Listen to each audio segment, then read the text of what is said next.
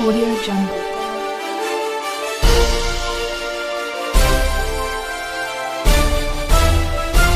Audio Jungle.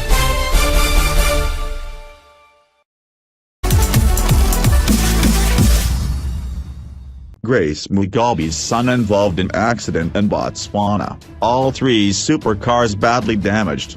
Grace Mugabe's cars, which were being driven by her son Russell and associates, have been involved in some form of accident in Botswana. The incident occurred near Artesia on the A1 road around 10 p.m. yesterday, Friday. All the cars, Rolls-Royce, Range Rover and Porsche, which were yesterday morning reportedly battling with customs to enter Botswana from Zimbabwe en route to South Africa, are badly damaged, but the drivers escaped unscathed. This is a developing story.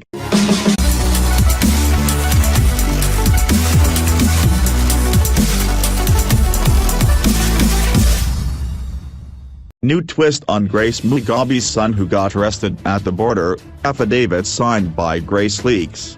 Grace Mugabe's son Russell Gorzaza attempted to cross the Zimbabwean border into Botswana with three luxury vehicles, a Porsche, Rolls-Royce and his mother's Range Rover, this afternoon.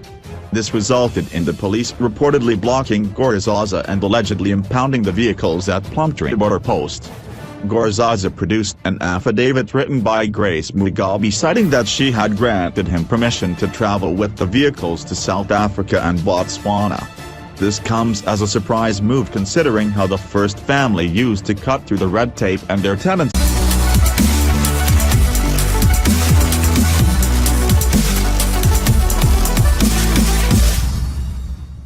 Grace Mugabe's son Gorzaza detained for 7 hours at Plumtree border post. First Lady Mrs. Grace Mugabe's son Russell Gorzaza was yesterday detained for hours at the Plumtree border post before driving into Botswana on transit to South Africa with three luxury vehicles. Sources said customs officials suspected Gorzaza, who was in the company of Atinash Munetsi and other unidentified people, was using the top-of-the-range vehicles to smuggle cash and other valuables out of the country. The sources said Gorzaza, Munetsi and his team spent almost 7 hours at the entry point as they were subjected to questioning and thorough searches. The three cars, a Rolls-Royce, a Porsche and a Range Rover, were thoroughly searched and scanned. Gorzaza and his companions were questioned for close to 7 hours, said a source at the border. The Range Rover, with personalized plates, and the Porsche with South African registration numbers reportedly belonged to Mrs. Mugabe, while the Rolls-Royce, also with personalized plates, belongs to Gorzaza. Police, ZIMBABWE and immigration officials declined to comment yesterday, saying they didn't have information on the incident. Gorzaza had papers for the cars, including affidavits giving him and Munetsi permission to drive Mrs. Mugabe's cars. He maintained he was taking the cars to South Africa for servicing, said another source. The sources said suspicion arose because Gorzaza opted to go through Botswana instead of going to South Africa directly through Beitbridge border post. They arrived at the Plumtree border post at 8 a.m. and only left around 3 p.m. as authorities tried to verify with the military intelligence if the cars were genuinely being taken to South Africa for service. One of the cars has a temporary import permit that was expiring today. Mrs. Mugabe was also contacted to verify a number of issues before the cars were taken through a scan for thorough searches, said a source at the border post. They were cleared to cross into Botswana, and at about 5 p.m. yesterday they were seen at Nando's in Francistown. Yesterday's incident comes in the wake of government rounding up top officials wanted for corruption. Mrs. Mugabe is well known for her expensive test, which earned her the nickname Gucci Grace. Gorzaza has been in the public light for a number of controversies, which include allegedly grabbing mines and immovable properties. In September last year, he reportedly spent $70 million, approximately $5.3 million on a Rolls-Royce Ghost, 4-door, and a Rolls-Royce Dawn convertible. He was criticized by many in and out of the country for his flagrant display of wealth when the country was suffering from massive shortages of cash.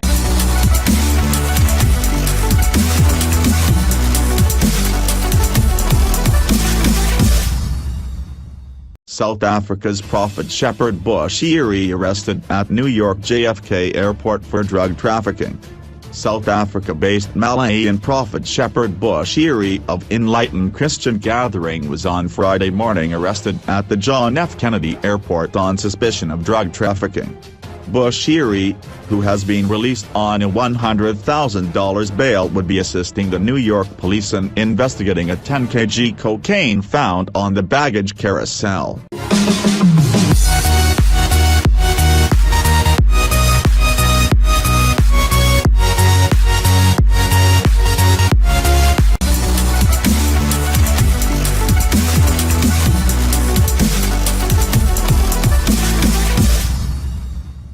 Top Business Good News Network CNBC Africa salutes Prophet Bushiri for boosting tourism. Africa's top and renowned Business Good News Network, CNBC Africa, has described Prophet Shepherd Bushiri's successful crossover night as a boost for local tourism in South Africa. CNBC Africa is Africa's first and most powerful business media brand, available on DSTV Channel 410, StarTimes Channel 309. Canal Plus 169 and Quiz TV 736, which reaches decision-makers, CEOs, policymakers and entrepreneurs across the continent in over 100 countries. The author of the article, Anathi Hilma, a lecturer at Tshwane University of Technology, has since called on South Africans to celebrate Prophet Bushiri for enabling religious tourism, which is benefiting their country. At least 150,000 people attended the 2017-18 crossover night at FNB Stadium, arguably the largest crowd so far. By filling up the stadium, Hilma argues that Prophet Bushiri is, therefore, the pioneer of #fill-up. The event will continue to gain momentum and diversify the crossover menu for people to choose from. By filling up the FNB Stadium, Bushiri moves right up there with music stars, sports cup finals, and the recent #fill-up hosted by Casper Nyavest, he said. Hilma also explored how the growth of Prophet Bushiri's church is changing the tourism face of God province. This is where Johannesburg and Pretoria are located. He writes, Prophet Bushiri is constructing a megachurch in Midrand. The church already holds its main service at the showgrounds in Pretoria West. The church service in Pretoria attracts thousands of congregants from near and far, domestically and internationally. Hilma noted that the growth of Prophet Bushiri's church is profound, considering that God is not a traditional holidays destination, as the province experiences the greater outmigration as people, who travel to the sea and the rural hinterlands along the century-old migrant labor system. This crossover service, by occurring in Soweto, ensured that it disperses financial expenditure to the township tourism economy, ensuring that the residents of Soweto become the leading beneficiaries of the event. The 5 different sectors of the tourism economy, which includes accommodation, food and beverage services, recreation and entertainment, transportation and travel services, have benefited from the crossover service, he writes. Hilma further notes that the sheer number of attendees is a perfect selling and marketing platform, especially for the financial services sector and for the tourism products in GOT. Tourism is the new gold and it has the potential to diversify the economy of a region. Mining has long lost its shine, as it continues to shed jobs, he says. Tourism continues to become the economic messiah for the economy. In 2016, South Africa received a 13% year-on-year growth in international tourism arrivals. This occurs when the country won't even get 1% economic growth. Religious tourism is a form of special interest tourism that has huge potential for destination South Africa. Hilma notes that the recent announcement of Jerusalem as the new home for the American embassy has meant that Jerusalem may suffer a decrease in religious tourists. This must be exploited for destination South Africa, especially trying to lure Muslim tourists, who increasingly shun Muslim-unfriendly destinations, he advises. Across the world, religious tourism is becoming a big boost to local economies. In Nigeria, for instance, Prophet TB Joshua remains a popular evangelist that benefits the Nigerian economy disproportionately. Studies indicate that 8 out of 10 tourists that arrive in Nigeria at the Murtala Mohammed International Airport in Nigeria are headed for the Synagogue Church of All Nations, COUP. With joblessness being a big threat to freedom in South Africa, tourism remains a key sector that has the ability to create labor-intensive jobs and opportunities for entrepreneurship, especially for small businesses. HEMA, then, advises South Africa tourism authorities to embrace religious tourism as it is a key sector of the tourism economy that benefits black businesses, as religiously motivated travel is dominated by blacks. Transforming the tourism economy remains a dream deferred, and religious tourism has the potential to bring the realization of that dream much closer. Prophet Bushiri has been an enabler of religious tourism and must, therefore, be celebrated for benefiting South Africa's tourism economy, he says.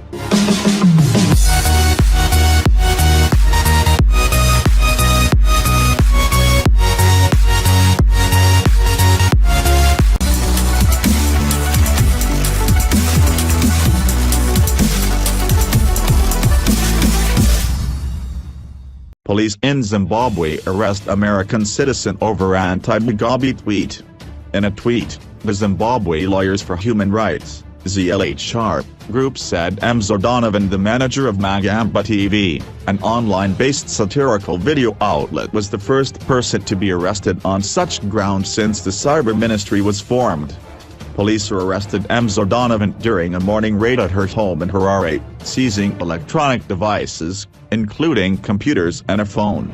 Police is yet to charge her, but they alleged that tweets emanating from her IT address are insulting to the president, referring to some tweets sent from Mzo Donovan's account which referred to a goblin, whose stepson recently bought a Rolls-Royce, but said that Mr. Mugabe was not mentioned.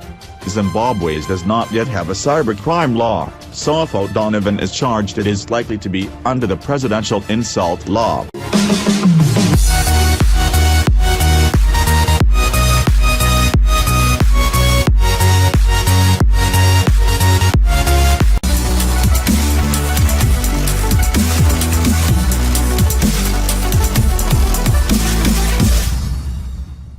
No hard feelings against Mugabe.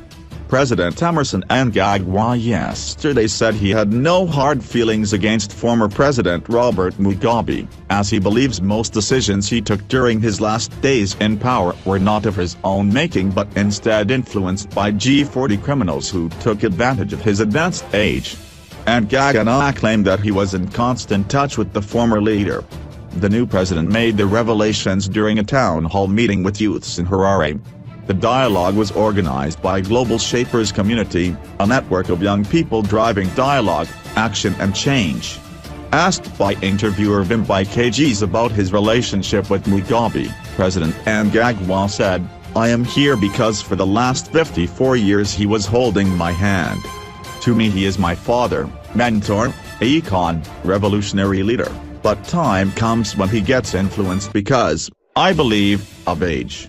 Somebody described people who surrounded him as criminals. So, I do not believe that some of the actions made at the 11th hour were genuinely his own.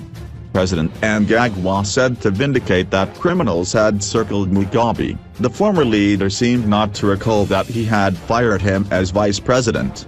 He said Mugabe pleaded with him to return direct to State House when he told him that he had fled to South Africa fearing for his life. "I realized that things were not what I used to know," President Mnangagwa said.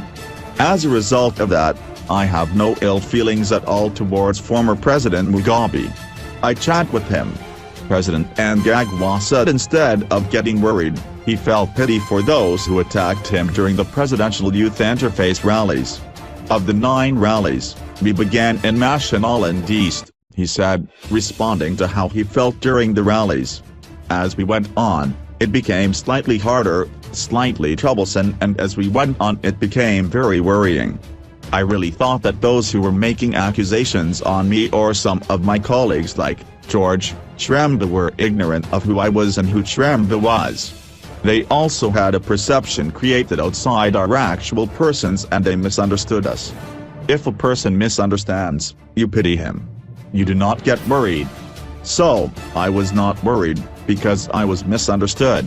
And Gagana said he had since put behind the past and was focusing on unity and development.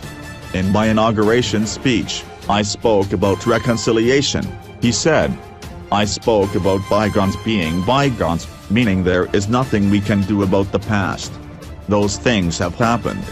The acts of omission and commission which happened in the past, yes, in some areas we get to learn lessons from what has happened, but let us put that behind us because we will not live it again.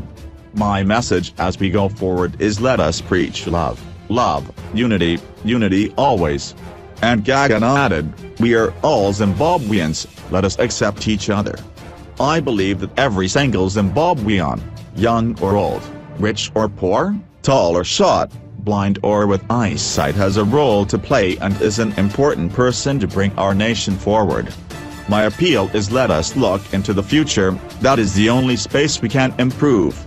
The dialogue meeting was attended by Vice Presidents Constantino Chiwenga and Kembo Mohadi, Cabinet Ministers, Chief Secretary to the President and Cabinet Dr. Misuksa Banda and other senior government officials.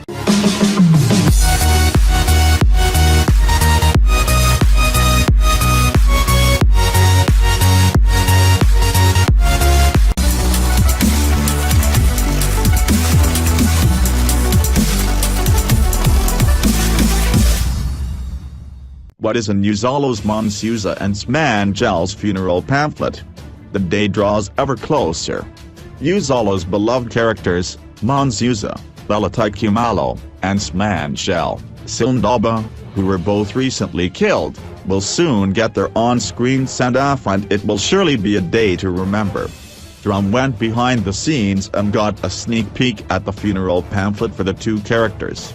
The program includes a collection of hymns for Monsuza, No Tears in Heaven, Lord of All Being, and Day is Past and Gone. The day is past and gone, the evening shades appear. Oh, may we all remember well, the night of death draws near. The last hymn is read as both Smangel and Monsuza are laid to rest. Fans can catch the funeral episode on 16 February on SABC1.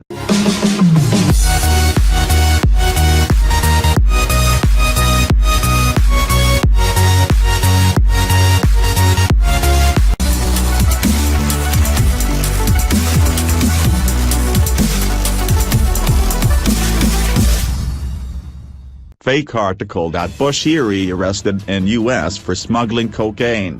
False article published that Malaysian prophet Shepherd Bushiri has been arrested in JFK Airport in New York on suspicion of drug trafficking and possession.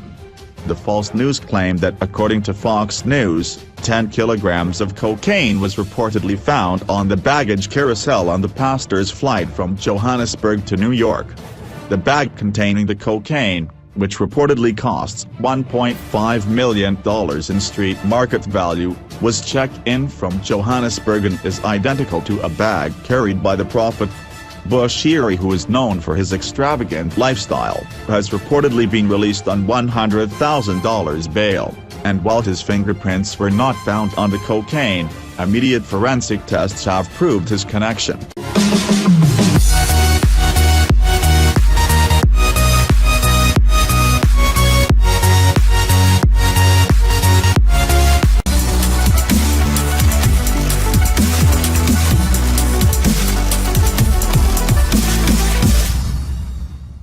R.I.P. former Bophuthatswana leader Lucas Manyane Mangope dies.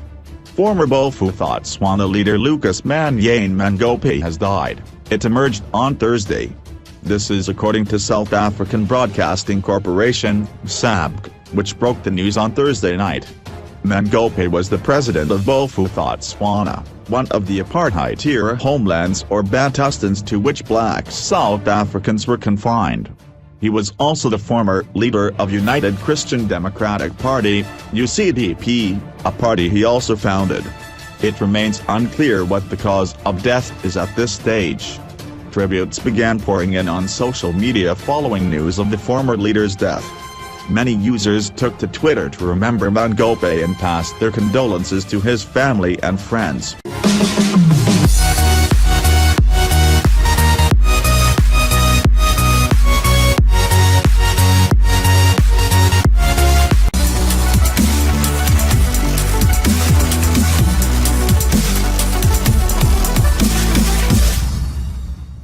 Singer Buzzizuwa pregnant with Oskido's triplets.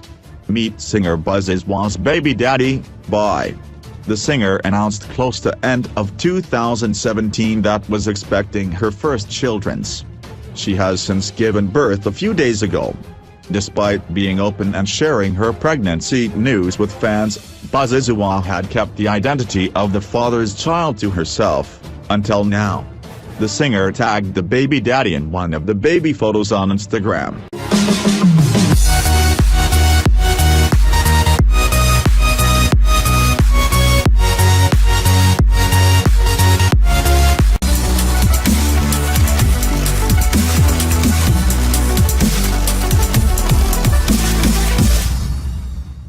Sibong Almani, who accidentally received R14.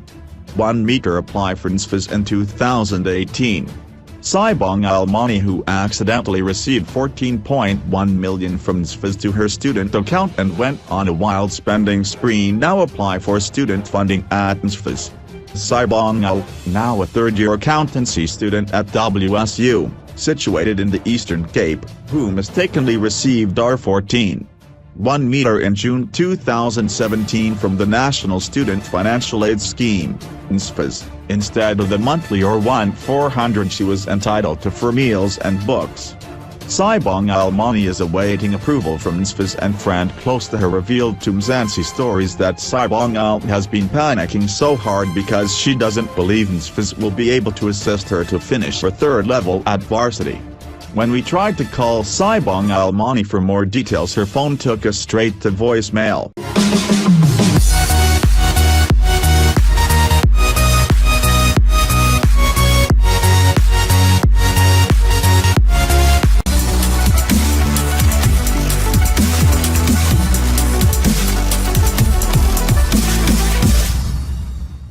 Prophet Shepherd Bushiri arrested in U.S. for smuggling cocaine. Malaysian Prophet Shepherd Bushiri has been arrested in JFK Airport in New York on suspicion of drug trafficking and possession. According to Fox News, 10 kilograms of cocaine was reportedly found on the baggage carousel on the pastor's flight from Johannesburg to New York. The bag containing the cocaine, which reportedly costs $1.5 million in street market value, was checked in from Johannesburg and is identical to a bag carried by the prophet. Bushiri, who is known for his extravagant lifestyle, has reportedly been released on $100,000 bail, and while his fingerprints were not found on the cocaine, immediate forensic tests have proved his connection.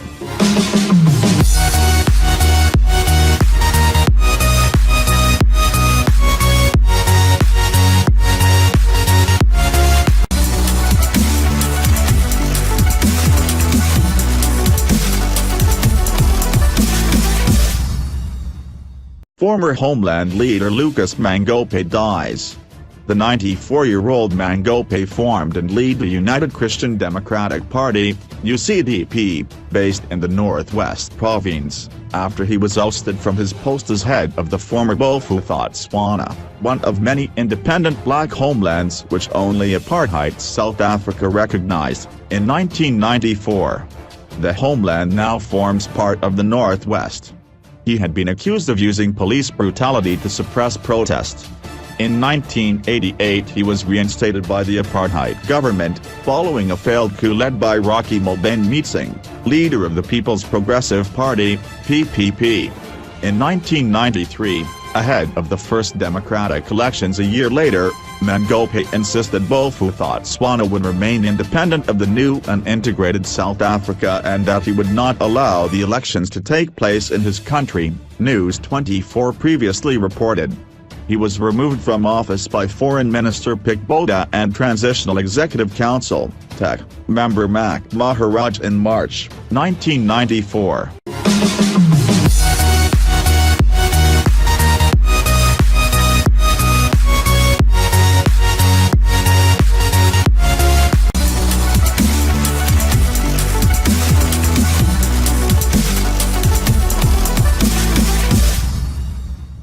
Mugabe aligned police commissioners relieved of duties.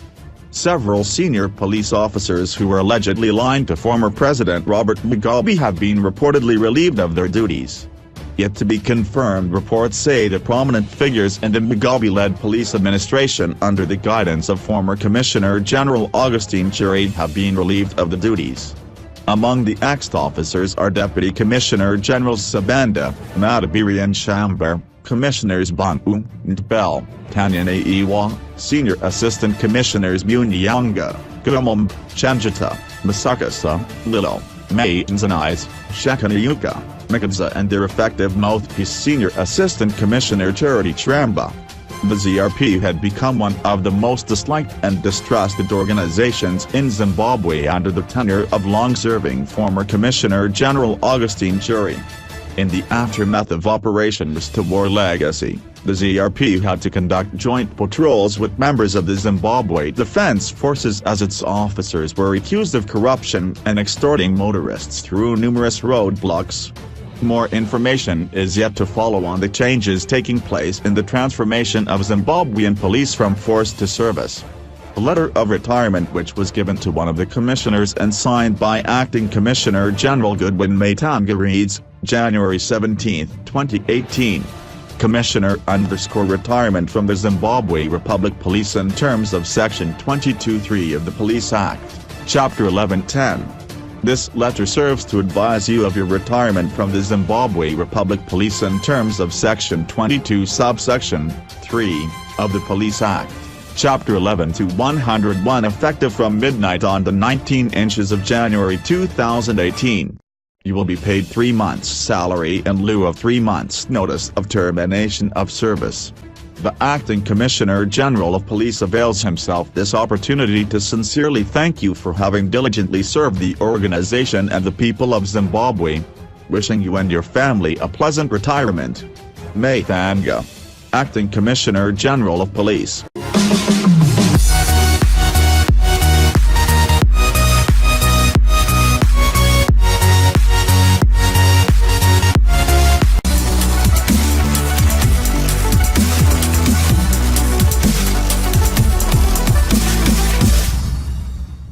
Latest on Wicknell Chirveyo's controversial ZESA tender saga. The Parliamentary Portfolio Committee on Mines and Energy is putting pressure on government to implement the moribund Gananda solar energy project with haste, throwing the spotlight on flamboyant businessman Wicknell Chirveyo once more. Chirveyo was awarded a $200 million tender to roll out the project, which will feed into the national grid to ease the country's electricity woes. After consummating the power deal in October 2015, no meaningful progress has been achieved to bring the project to fruition. In fact, the project, which is expected to generate 100 megawatts of electricity, has been mired in controversy, amid accusations of underhand dealings between bureaucrats in former President Robert Mugabe's government and a burly businessman. Chirveyo has consistently denied any wrongdoing. In a report presented in Parliament on Monday, the Portfolio Committee said the work that has been done on the energy project does not tally with the amount paid to the contractor. The committee is concerned to know that the work that has been done and the amount paid to the contractor does not tally, reads part of the report.